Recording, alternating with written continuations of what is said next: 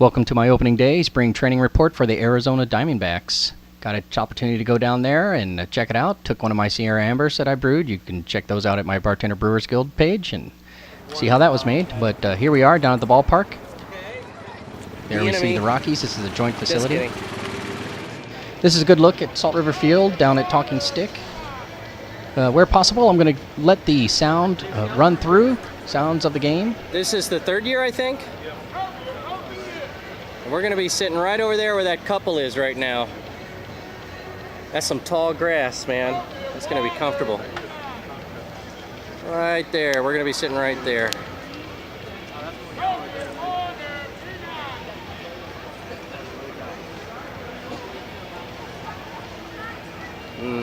Only $9 to get into the game and go sit in the outfield.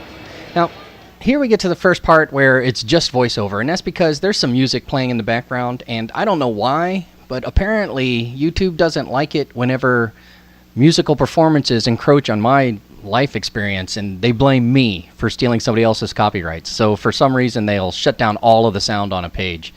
So instead, I'm just going to omit the sound where I have to and maybe do a voiceover there. It's weird because it's like if you were driving along and came up to a red light and somebody jumped out and washed your windshields without you asking and then demanded money for it. Anyways, here's a little bit of Ken Kendrick. He's the managing general partner. He was actually instrumental in bringing the Diamondbacks to Arizona back in the day. And there's a large group of supporters and staff up there. Here again, there's music playing, so I'll just let you know. Paul Goldschmidt takes the field, one of the first two, him and A.J. Pollock, I think. So all the fans come sweeping down from all of their seats in the bleachers, and this is the line, hoping that he's just going to come down the line and sign things. Usually people just group up over there by the bullpen. Oh, there's Ward. So a couple minutes later, everybody else shows up. And I don't know if... No, I don't think that's her. There's Miguel Montero. Come out. He's starting to warm up. I had talked about him a couple weeks ago. So I figured I'd get a good look at him so everybody knows what he actually looks like. It's been a week and a half. I was actually caught like a hay fever cold almost immediately after this game. So I didn't get this out until 2 weeks later. I've seen a couple other spring training games now, and I've listened to a few on the radio and MLB TV, and these guys are looking good. He's hitting better now. That's good news. Back to that conversation, there's Derek Hall now up there addressing the same group. You might have seen him at the FanFest segment I did last week. You probably saw Ken Kendrick in the FanFest segment as well. If you want to go back and take a look at that, they addressed several questions from the crowd. A.J. Pollock, probable center field opening day. Warming up, getting ready to go. Gerardo Parra, probable right fielder on opening day. Actually, you might remember I discussed him a little bit, and I didn't give him as much credit as I should have. I was feeling kind of down that day, too. But he is looking much better against lefties this time around. I know it's only a couple weeks in, but he probably worked out all season long since they were getting ready for an opening day in Sydney, Australia. So he looks good. Brandon McCarthy was the starting pitcher today. He might be vying for the 5th slot, so they're taking some good long looks at him. It's been decided that Patrick Corbin and Trevor Cahill will open up in Sydney against the Dodgers. New York Dog, the Chicago Dog, the Colorado Dog, and the Arizona Dog, and our very own Salt River Dog. The perfect dog is waiting for you. Aaron Hill, probable second base opening day. The Salt River Pima Maricopa Indian Community. Paul Goldschmidt again, loosening up, getting ready. Undoubtedly the first baseman opening day. To take advantage of all the amenities that Salt River Fields at Talking Stick Chad Pennington? No, Cliff Pennington. I'm sorry. Cliff Pennington is likely the second base backup. Aaron Hill will most probably be the starter. Pennington will spell him every few days, and he'll probably fill in where is needed. Here we have Mark Trumbo. Welcome to the Arizona Diamondbacks, Mark.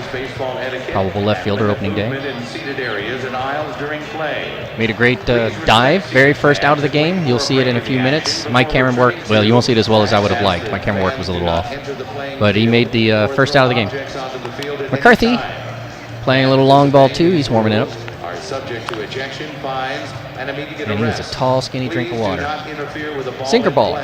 Throws a lot of ground balls. Looks like he's got a nice stop on his follow through. If that's where his leg comes down after he's done pitching, boom. Yeah, he's probably going to be pretty ready on defense, and he'd have to be. As a sinker baller, he's going to get a little ground outs up the field. In fact, I saw like 2 or 3 during this game. Martin Prado, probable third baseman opening day. There's also Eric Chavez. Just depends on who's really in the better mood or who's having the better day that day and what Gibby decides to go with. Eric Chavez they'll probably fit him in wherever they can, but they don't want to overwork him. Last year he was hot coming out the gates, but he got a little overworked and hurt himself.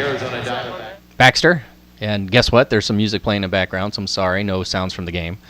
But he's having fun with some fans. Always a great guy, man. He stops and chit-chats with everybody. And he's not overly crazy, and he'll do a little mockery stuff if a opponent's in the field. It's good stuff. He's got a good bit. I enjoy him. There's Cole Minner. We were talking about him a couple weeks ago.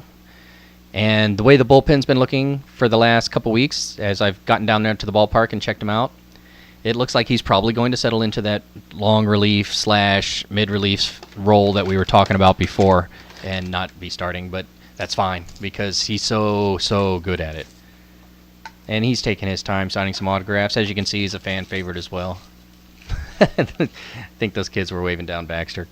Yeah, they love that. He's great with the kids. He really is. And speaking of the kids, if I haven't mentioned this before, the Arizona Diamondbacks have a kids zone up on the infield reserve section.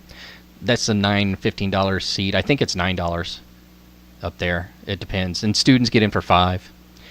Anyways, I got to cut this short. I got to go. But stay tuned. Part 2 is coming soon. I'll give you a little bit more information. Thanks for watching. I hope you enjoyed yourself. And please feel free to leave a comment below if you'd like.